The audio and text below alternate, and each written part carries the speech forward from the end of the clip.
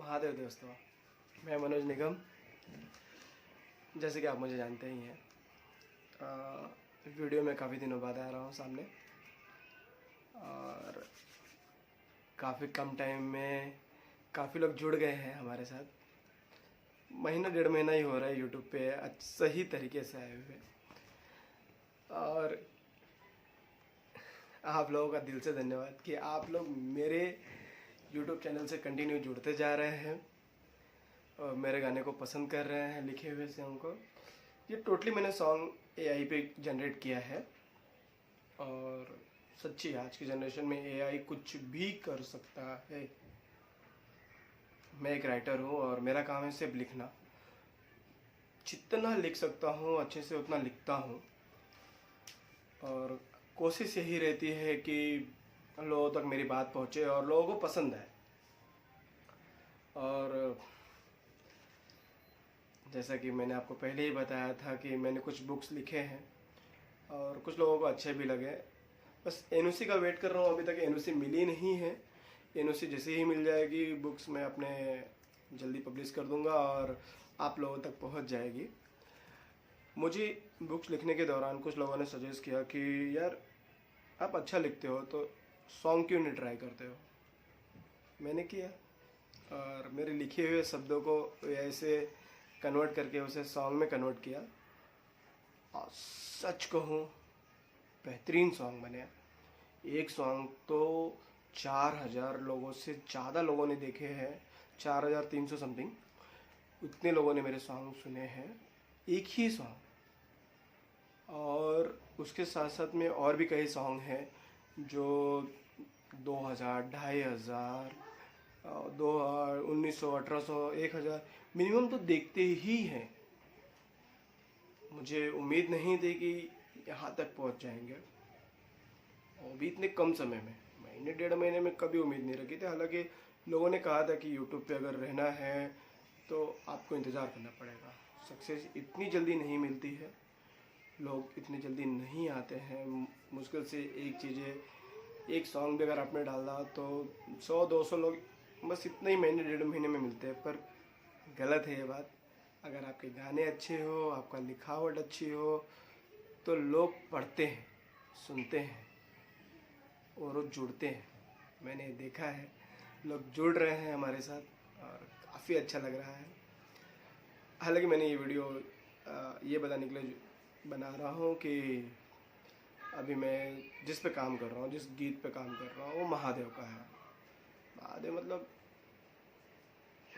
क्या ही बोलूँ उनके बारे में, कोई कितना ही लिखेगा, कम ही है। मैंने एक छोटी सी कोशिश की है माता सती और महादेव के बारे में लिखने की। मैंने उनके ऊपर कुछ गीत लिखे हैं, मतलब उनकी जो स्टोरी है माता सती की और महादेव की, उसके ऊपर मैंने कुछ गीत लिखे हैं। और एक पार्ट में तो मुमकिन नहीं था कि एक पार्ट में मैं वो गीत लिख पाऊँ, तो उसके 3 पार्ट में मैंने गीत तैयार करने की कोशिश कर रहा हूँ। हालांकि पहला गाना मैंने बना लिया है और आज रात या कल मॉर्निंग तक मैं उसे यूट्यूब पर अपलोड कर दूँगा।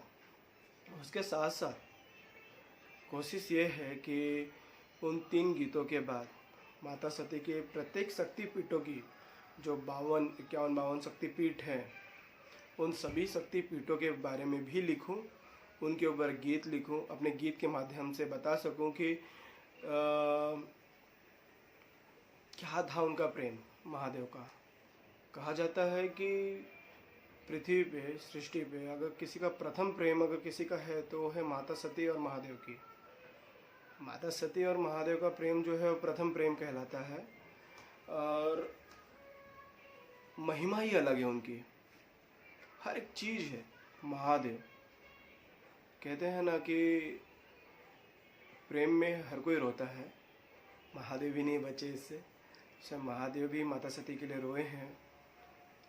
और कहते हैं ना प्रेम में जो पड़ता है वो रोता ही है।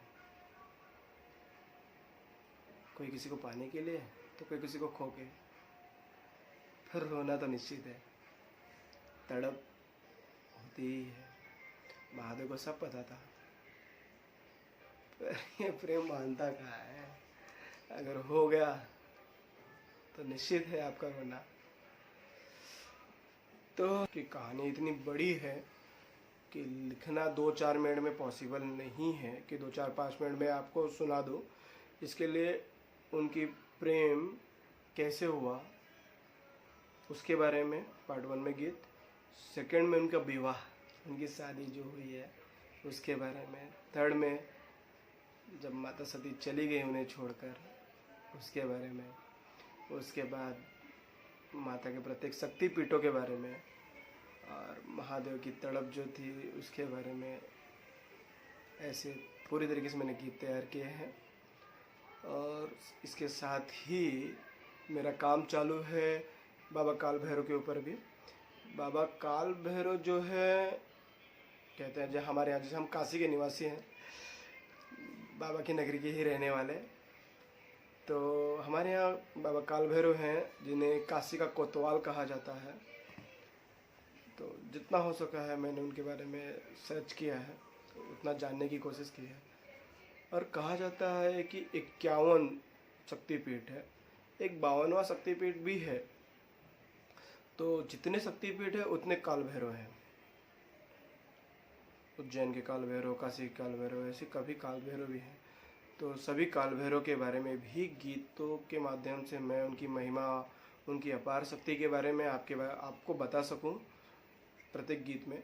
उसके साथ साथ में महादेव किस प्रकार शक्तिपीठों के निर्माण किया था, किस प्रकार बाबा काल भैरव को वहाँ पे स्थापित किया था, कैसे वो रक्षक वहाँ पे हैं बाबा काल भैरव, वो सारी चीज़ें मैं गीतों के माध्यम से लाता रहूँगा। और इसके साथ साथ में जो 12 ज्योतिर्लिंग हैं हमारे महादेव के, उसके बारे में भी लाऊंगा। और बताना चाहूँगा मैं आपको कि काशी में मणिकर्णिका करके एक घाट है जहाँ पे कहा जाता है चिता कभी ठंडी नहीं होती है। मैं उस पर स्टोरी लिख रहा हूँ, तो उसके ऊपर भी गीत लिखूँगा। हालांकि सोचा नहीं था, अभी जस्ट आपसे बात करते हुए मन में आया है। बहुत ही बोलते हैं ना ज़बरदस्त जगह है, वहाँ की महिमा ही अलग है। आपको अगर मौका मिले तो एक बार ज़रूर जाइए काशी, एक बार घूमिए, महादेव की नगरी है।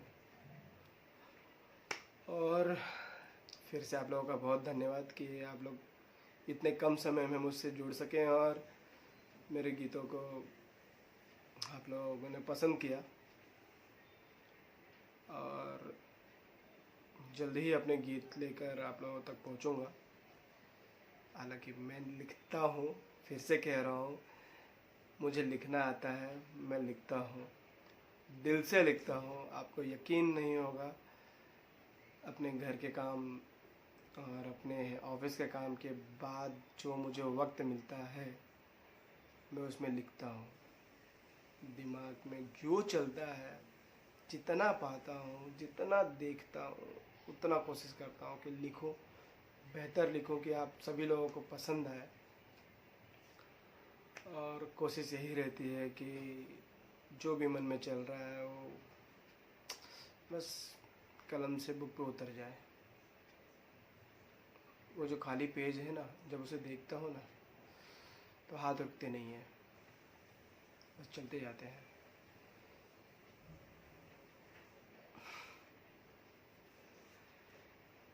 चलिए, काफ़ी रात भी हो गई है, आप लोग भी सो जाइए आराम से। Good night. जल्दी अपने गीत डालूँगा। धन्यवाद। हर हर महादेव।